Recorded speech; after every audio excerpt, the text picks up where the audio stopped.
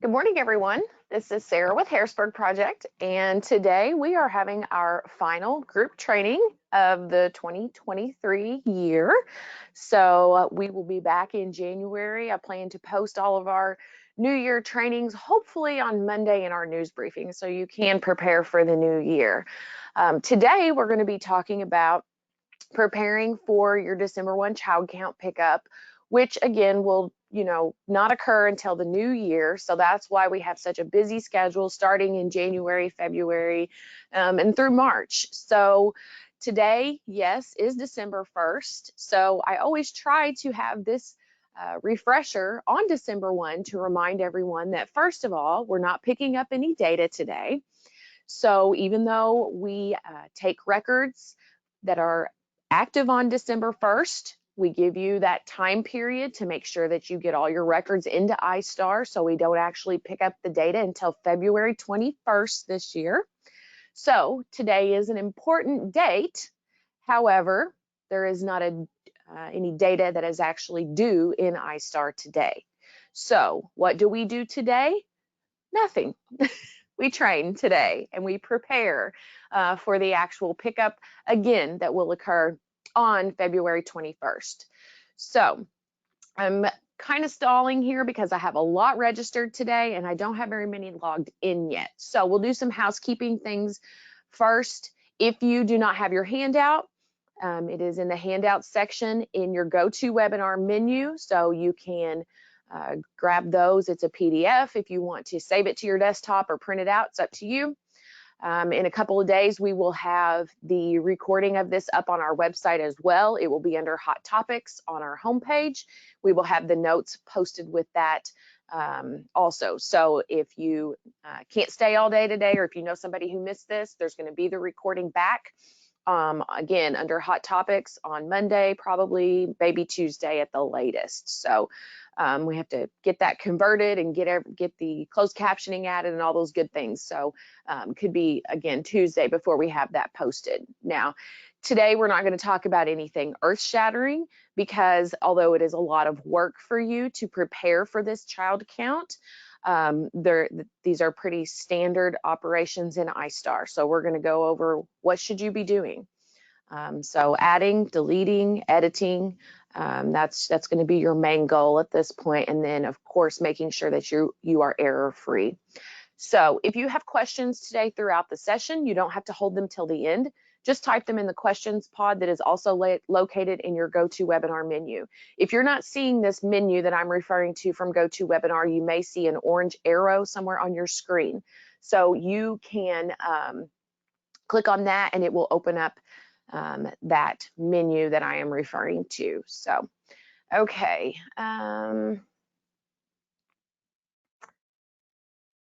All right, so before we get started, I already do have a question about interpreter data. So there was a Q&A that was promised from that meeting. ISBE has still not approved that Q&A to be released. So we do not have that to actually release. However, I have learned a lot more about the interpreter data collection since I did that training as it would go. So if you have specific questions, please send them to me. And more than likely, I will be able to answer those. It was still a little fuzzy for me, honestly, when I did that training in October. So I think that I have a better grasp on it, as well as everyone here and at ISBE also. So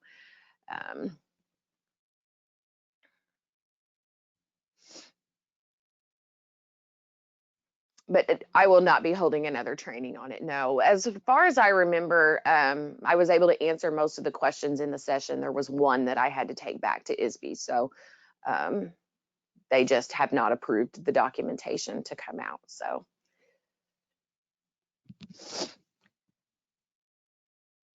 Okay, so for interpreter data, the question is, should we be entering this data now or wait until the end of the school year? So this is data that is reported once at the end of the year. It's cumulative data, so it's going to be aggregate reported as one.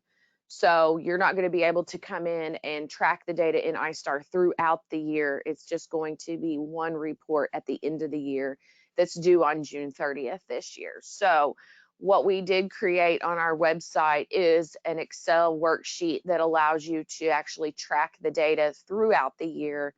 Then at the end of the year, I do actually plan to have a small training on how to tally up those numbers in Excel if you have used that worksheet to track the data. So as you're having meetings, you can go into this worksheet, enter in the data. And then at the end of the year, when we're ready to report in June, you can tally that data in Excel and then take the final numbers over to iStar to report those.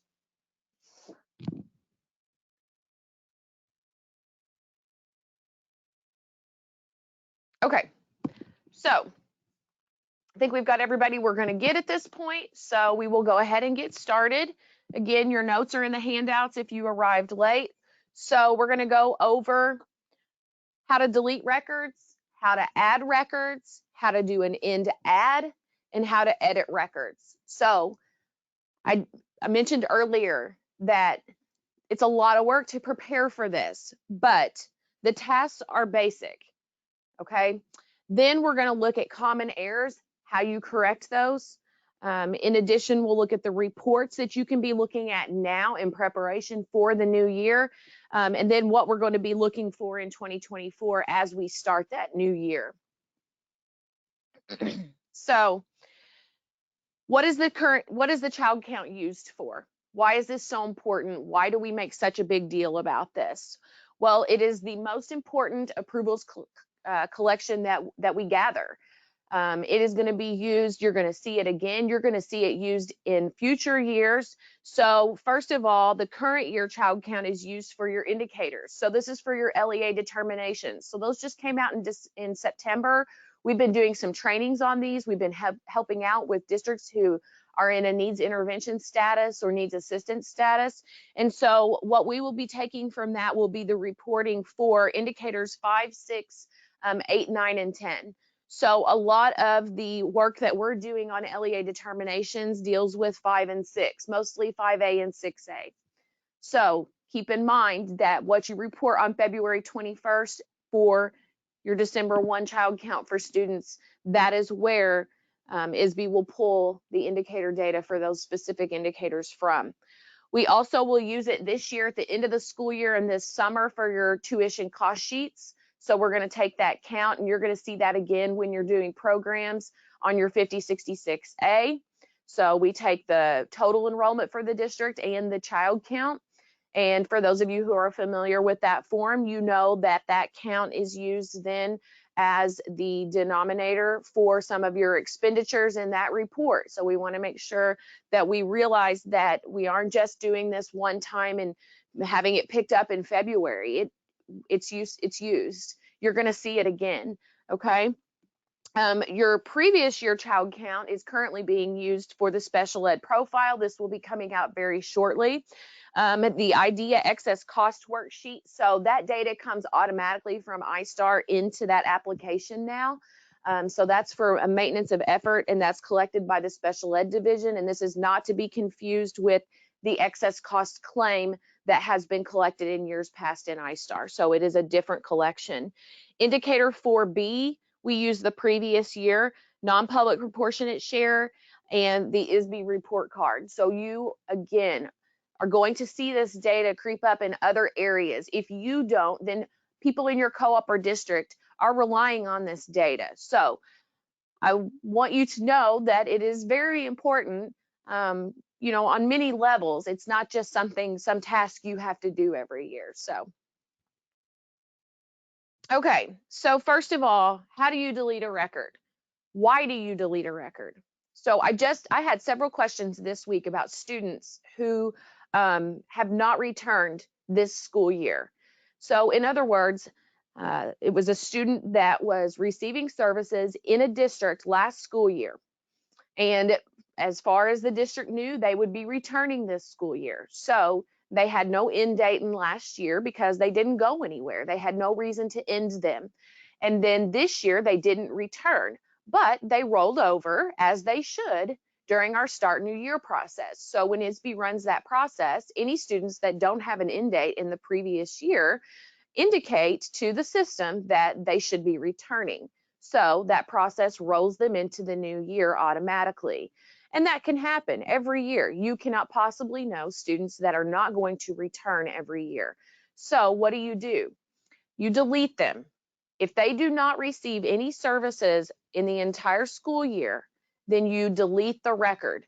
We don't want a record that has, say they rolled over and you did mass change, you put their begin date in as August 15th. You would not just go in and put an end date of August 15th on the record. We do not want to show that they were present at all during the school year. So if they did not receive services, you did not spend funding, you did not have, there were no deliverables to the children, then you delete them out of the system. And so I know that sometimes it's a little scary just to delete a student out, but in those circumstances, that is the correct action to take. So we don't want to show them in iStar at all. We don't want to show that they received any services at all in this school year. So what you will do is locate the student that you need to delete. When you find them in the search results, you're going to click on the red X under Actions, and the record will open. So we make you look at what you are deleting. We're not just going to let you click the X here and wipe something away. We want to make sure you look at that approval record and just verify, double check that you intend to do that. Then when you scroll down to the bottom, you're probably used to seeing a save or an add at the bottom, but in these circumstances, you're going to see delete. So you click delete there, the record will delete from the current school year, because our school years are separate. And if you think of them as separate databases, if you will, nothing will happen to that student in previous years. So if you've had that student in iStar for 5 previous years, deleting them from the current school year will not have an effect on the previous years. So they're still going to appear if you change your school year back and look into the years that they were in attendance. So your old years are closed. They act as an archive. Deleting out of the current year will not, again, affect anything in previous years. So don't worry about that either. So again, I know that usually when people ask what they do in this circumstance, they think that they should delete, but they're a little scared to. I get it. That's okay. You can still call and ask us and verify if you want to. But again, if no services were provided for the entire school year for the student, then you need to delete the record out. Okay, so what about students that are new? So you may have students that started the first day of school that you didn't know were going to come to your district. That happens. You may have students that transfer into your district throughout the school year. You may have students that are enrolled in your district. Maybe they've been enrolled in your district for a while, for years past, but they're going to start receiving services. So your adds can occur on any given day. We want to make sure that by February 21st, at a minimum, that you have all of the records added in this school year that will span that December 1 date. So if you have a student that started at the beginning of the school year and they are still active today, you definitely want to make sure you're getting those students added by February 21st, okay? Because they're active on December 1. If you have a student that started in August and they transferred out in October, we still want that data entered. Still important, okay? You're still going to have possibly claims on those kids. You're going to have them involved in programs with other kids that have claims. It's important to enter all records, all right? But is it as important to have that record entered by February 21? No, not as important, okay? So, you know, a lot of times you have a very small district and that sounds ludicrous to you that you would put one over the other. But if you're managing 4,000 or 5,000 kids and you do have to decide, you know, where do I draw the line? Who do I put in front of another? How do I get started? You want to make sure that you're getting these December 1 kids in first, okay? And then, of course, we're going to move to errors here in a little bit, because it's not just getting them entered, but you also have to make sure that you don't have any errors on the records. So we want to focus on those. So just as an idea, if you have that student that leaves in October, they're not on the December 1 child count. If you have a student that's going to start Tuesday, they're not going to be on the count, okay, because they're not active today. So again, if you have to delegate, focus on the kids that are active today. Get those in first, get those errors corrected first. All right, so to add a record, there's another way you can do this using the unreported tab, but the standard add is just going to be from the search page. You click the add button. You're going to have the SIS ID or the first name, last name, date of birth, and gender combo for the student that you're looking for. So you have to know something about the student before you can put them into iStar. So one of the two, you're going to hit search. What this does is looks into the student information system. So this system, the data lives at ISB. Many of you use a third-party product like PowerSchool or my mind's blank. I can't think of another example, but you have a student management system at your district that you use, and you put your data into that. You use that interface, you use their fancy forms, and your registrar puts a lot of data into that system. Then what that system does is creates a file that is sent to ISB. So what is the system of record? It's what you sent to ISB. So if you see a discrepancy when you're trying to find a student, when you're looking at a student, anything like that, don't go look in PowerSchool, okay? Where you need to verify is actually in the student information system at ISB. That is the actual system. That's the system of record. So if you have a product that you use and you aren't sending a file every night, maybe it's once a month, that makes a difference in what you would see here. So if you can't locate a student, that means maybe they don't have an ID yet. We'll get to errors as well.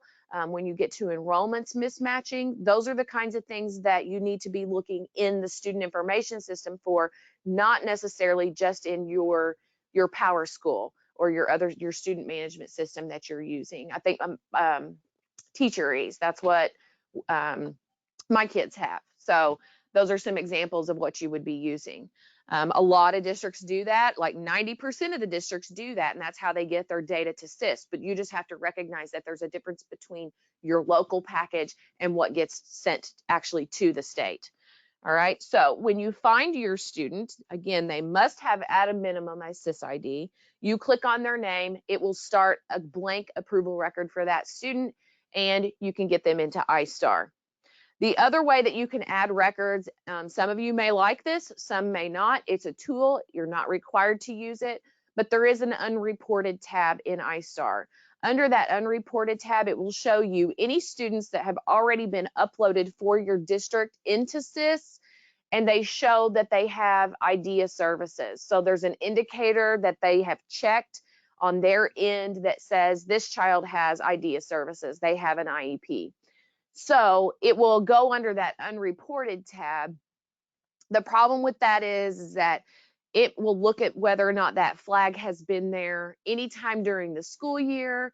So sometimes you may look and say, no, this child was in special ed for a period of time last year. Somehow this flag carried over. They should not be in iStar this school year. So the reason that we don't just say without a doubt use unreported is because you have to use discretion when you're looking at it. You don't just go there and use it as the rule and say everyone here is getting added, because that's not always going to be accurate either. So again, take it with a grain of salt if you're going to use unreported, but this is the traditional add is perfectly fine as well. That tool is used for a couple reasons. One, to maybe help you identify kids, and two, it's just a little bit faster than going through the search. You're accomplishing the same goal. All right, so we're deleting kids that never attended. We're going to be adding kids that are new throughout the year. That can happen. And another thing that you're going to do will be end adds. Now, end add is a tool. Many of you probably don't think that it's a tool. Many of you probably think that it is a requirement. It is a must, because there is no way on all of your records when you see changes on an IEP that you want to end a record and go through that previous slide and do a complete add again. So what does the end add do? It prevents you from having to do that. So if you have a child that has a meeting and there is a change that takes place during that meeting on the IEP that is significant enough that it affects the approval data, then what you want to do is perform the end add. So what it will do is ask you, when do you want the previous record to end? So if they had a disability of N and you need to change it to A, when do we want to reflect that that change actually occurred in real life? So what you would say is, well, okay, I'm looking at the IEP and I see that we had the meeting, and the day of the meeting, that service ended, and the next day they started that new disability. So what would you do? The end date will default to the current date when you open this. So if we did this right now, we would see December 1. Well, most of you are working in iStar after these meetings have occurred. So you're always backdating things. So what you would do is say, well, the end date should be the day that the student had the meeting, because that's the day they stopped that old disability. Okay, so you would put the last day of the service for your end date. The exit code for these will always be a 20. We're just changing something. This is not a permanent exit, so the 20 is just a means to an end. It just facilitates us being able to end this record easily. So a 20 is that catch-all for changing something. So when you hit save, what you will see is an exact copy of the record you already had. The only difference that you will see is going to be that the begin date will be one day after the end date that you provided. So let's say, for example, that we're going to do an end add on a record today. If I hit the chain link, this screen will pop up and the end date will say today, December 1st, 2023. I would put in my exit code of 20. I would hit save. When the new record opens up, many of you might think, nothing happened. That's exactly the same thing I already had. Nothing happened. But if you scroll down just a little bit, you'll see the one difference will be the begin date on this record will be December 2nd. Because if I let the default date of today's date go as 12/1, then the new record will have, again, a begin date one day after the end date that is provided. So that new record would show December 2nd as the begin date. And what that does is creates a copy of your previous record, so you don't have to do an end on this record and then again go through some form of add process. So it does like a save as on a Word document or an Excel spreadsheet. So if you have something and you want to do a save as on it and edit the new form and keep the old, that's how this end add works. So it's the chain link. So I have a lot of questions about usually I can't believe it's not already on here. My next question is, when do we do end adds? What's a big deal? What's not a big deal? So many of you who have been with us for a while know that I am heavily involved with claims during that season. So for me, when I think about claims, I think about all of the different things on an approval record that can affect a claim by either increasing or decreasing it. And so if you said, well, I have a child that nothing really changed, we just increased some of their minutes a little bit, so their percent special ed went up 3%. Should I do an end add? Or should I just open up the existing record and change it? So if you open up the existing record and change it, that means that you're basically eliminating the history in iStar. So we're not going to know that previously this child was 27% special ed and mid-year they went to 30%. So if you do the end add, it would show that for a period of time they were at 27%, for the remainder they were at 30%, because you have done, again, that end add or that save as, and you have reflected one time period at 27 and the next at 30. So think about that if you do claims. If this is an orphanage student, or if this is a student that is involved in a program with an orphanage student, Everything changes based on percent special ed. So it sounds like a measly 3%. But if you have a claim on the child, it's a measly 3% more. Okay? So just think about that. You know, and also if you're doing a direct edit and you're showing a significant change in a percentage and increasing it, then that would be inappropriate as well. So, you know, you would only want a certain percentage of the program at 27 and a certain percentage at 30. So, all right, I think I beat that to death. But so what's my answer usually? I would do an NDAD if anything changes. That would be my answer. But that's my opinion. So you can decide in your districts how you want to do that. Now, when do I say absolutely do a direct edit? Do not do an NDAD. If you look at a record and you see that this child has, you know, 7 related services, 2 disabilities, and their percent special ed is 3%, do we think that's a mistake? Absolutely, that's probably a mistake. So it's a typo, it's something that carried over incorrectly. If you see something that is a mistake on an approval record, direct edit. Don't do an NDAD. We don't want to preserve history for something that was incorrect. So, and that happens. We're going to have data entry errors. We're all human. So if you see a mistake, direct edit and correct the mistake. If something realistically changes throughout the year, do the NDAD. All right, so how do we edit records? So for the direct edit, it's pretty straightforward, but I'm going through all these other steps. So if you need to edit a record or look at a record, you just click on the student's name after you search for them. If you ever see a pencil anywhere in iStar, that's also an edit. But under these circumstances, the easiest way to do this, again, just click on the student's name, excuse me, and it will open. You can create those direct edits by doing that. Okay. So that might be stating the obvious, but at least we've talked about it. All right, common error corrections. So the biggest ones we'll go over are going to be SIS related because those are the biggest ones that we deal with. We see a ton of these. So if you get no student enrollment information found in SIS, the obvious thing for us is when we look, we're probably going to assume that there is no enrollment at all in SIS for this student in this school year for that resident district.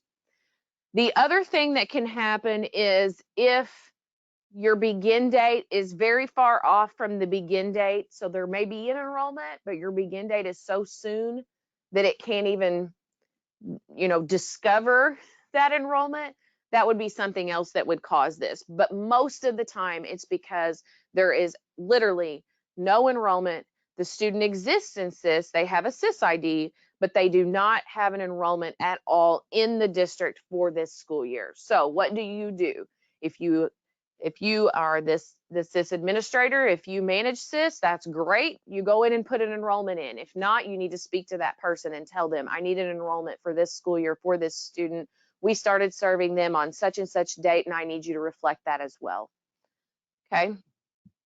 The next one, student not found in SIS for resident district. So this is going to be that maybe the student has an enrollment, but it's an enrollment at a different district. So if you have a student that comes to you and the enrollment that exists is in Harrisburg, obviously you need Harrisburg to end their enrollment. You're going to need an enrollment for that student. So again, you're going to be dealing with the people who manage SIS, your SIS administrator, et cetera. So in a lot of the districts, these are your IT folks. They can help you out with this. Sometimes we get really lucky and we have clients who do iStar and SIS both, and that is a wonderful thing. So student not found in SIS for serving RCDT.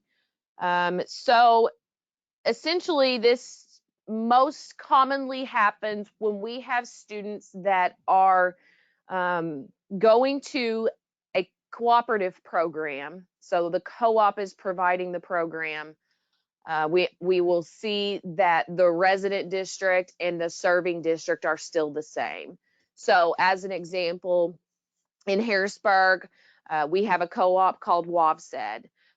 So let's say we have a child from Harrisburg. So Harrisburg's their resident district. Let's say they're primary age, so West Side Schools, their resident school, but they have needs that require a co-op program. So WAVSED should be the serving district, the service provider. A lot of times what we see is that it would still be Harrisburg. So oftentimes we need to make sure that we change that service provider in SIS, which is what, the same as serving district to us, same definition, who's running the program. So we would need those to match, and both of those to be WAVSED, our co-op, not Harrisburg Unit 3.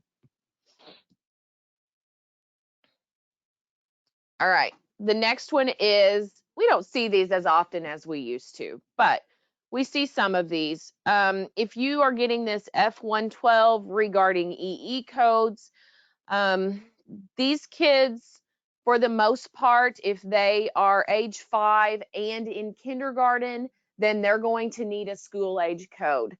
What happens once in a while, we get a handful of these every year, is that maybe a student starts kindergarten when they're still 4, but maybe they're going to turn 5 on like the 3rd day of school.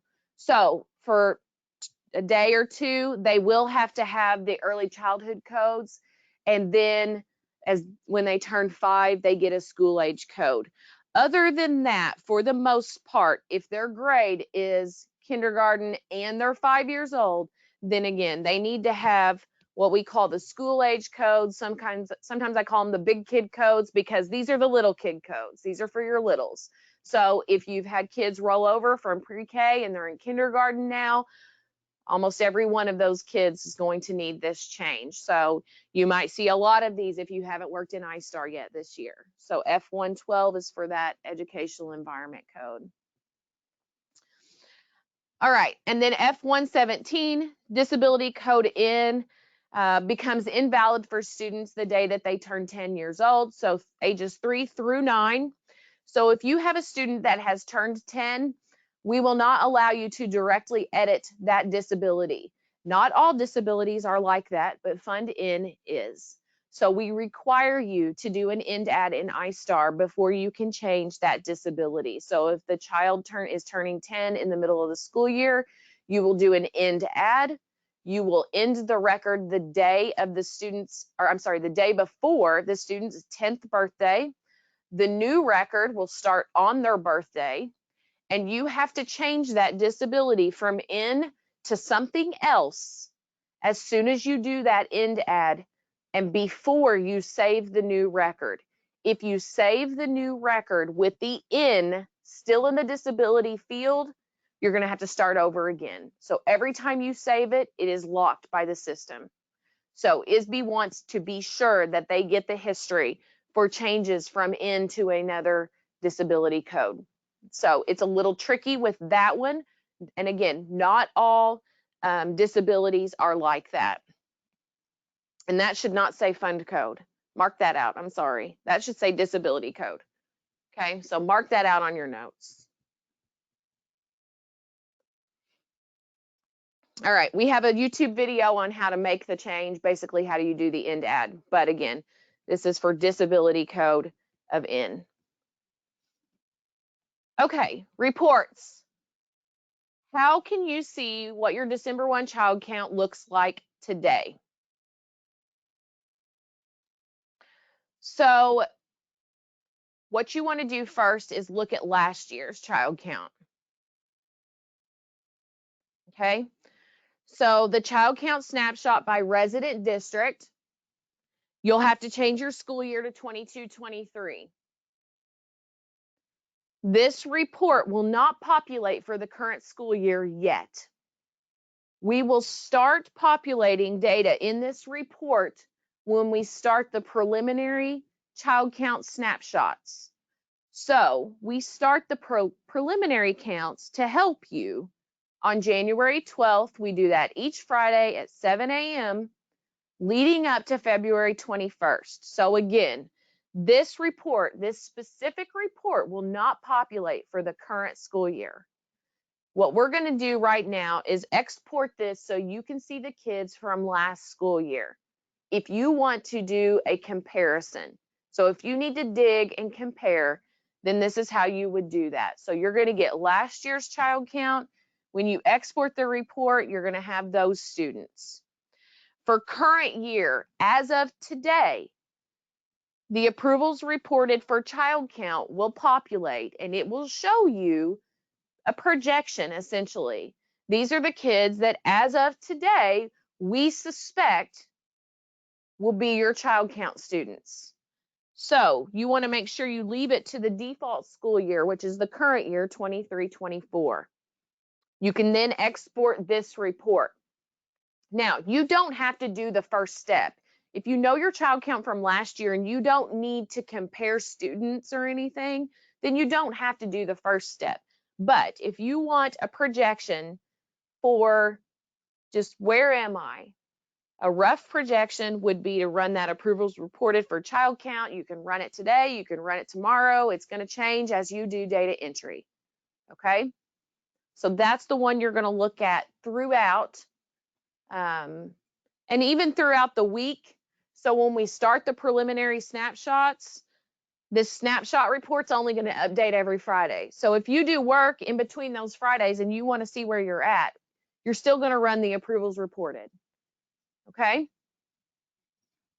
Once the final snapshot is taken, this child count snapshot report will freeze. So it will not change after February 21st. It will stay the same. Okay. Now, well, I may have misspoke on that. February 21st is the due date. ISB does look at the data to see if they can improve it at all. So if they can eliminate a SIS overlap for you during the week or so after the 21st, they'll do that. So your count could go up, okay? Could go up a little bit. Regardless, when they're done working with that data and making sure it's as good as they can get it, then this report will not change. So once that final snapshot is taken, so. All right. So what do you want to compare with these exports? So if you're going to do step 1 and step 2, what do you want to compare? You want to compare column A's count. So if you don't know how to use Excel very well, what you're going to do is you're going to click on the letter A, and down in the bottom right-hand corner, it will give you a count. Be sure that you deduct your header. So you need to do -1, whatever you see. Okay? That will tell you what the count was. So you can do that in both of those, and it'll tell you last year's count in step 1 export, tell you the current count as of today, if you run it today, in step 2. So you'll have 2 exports, one from last year, one from this year. That's how you can compare your numbers. Okay, so looking ahead, I've mentioned this a couple times. January 12th is when we will start preliminary snapshots. So we would show you basically if we were to take the snapshot today, January 12th, this is what it would look like. And then in the grid where you check all of that, it shows you that current snapshot. It shows you the previous 2 years. So you can compare your counts from years past. During January and February, we're going to have several training opportunities. So we want you to come to Preparing for Child Count Snapshot. It will be similar to this session, but a little bit different. And child count certification webinars. So if you don't know how to do the certification for the superintendents that will come up, then you need to attend those. You need to be informing your superintendents during January and February that you are preparing the December 1 child count and that they will have to certify that number in March. So February 21st, again, is our due date, and the superintendents have to have that number certified by March 22nd this school year.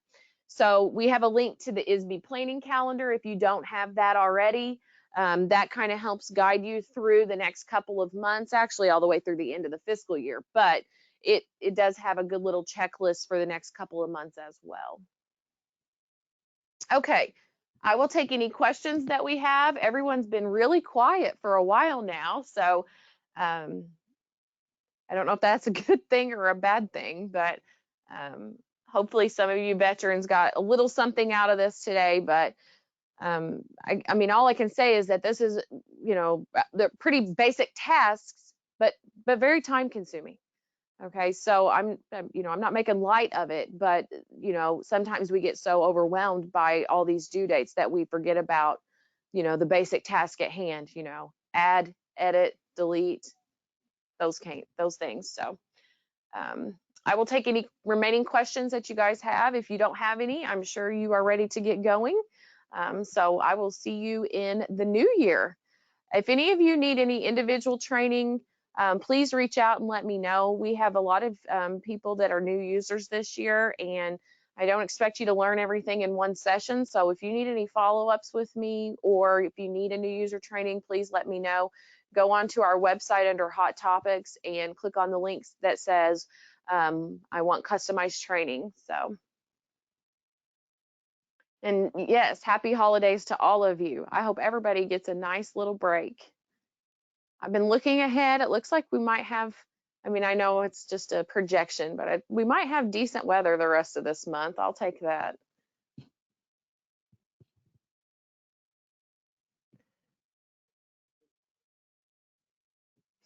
Okay, so a question about Fund In. Students who drop or are withdrawn by a parent, do we need to create the Fund In records for them? If they do not formally revoke services, then yes. If you can get them to the parent to formally revoke, then that would prevent you from having to carry the Fund In. Also, if those students enroll in another public district, you don't have to have the Fund In. So that's another thing you can watch for.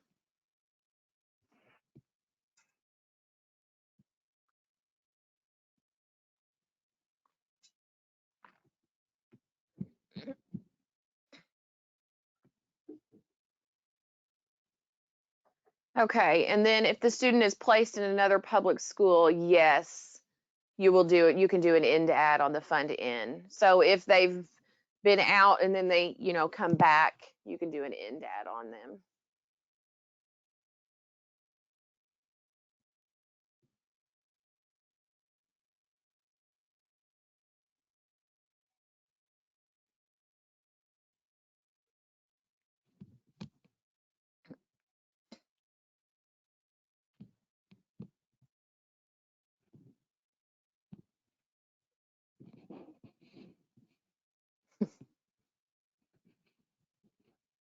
I'm getting a lot of not a question, but happy holidays and thank you. Thank you guys. Thank you for keeping us here, for being good to us. You know, a lot of us here really like what we do. That's a really good thing. We've got a really good boss and we've got good clients, and a lot of you are a real pleasure to work with, and you don't get that often right now. So thank you.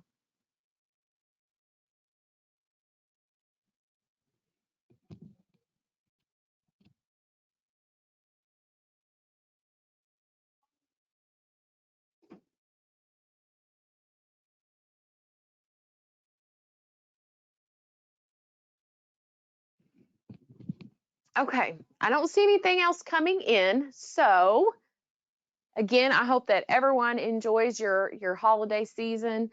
And we will see all of you hopefully in the new year. So take care, guys. Bye-bye.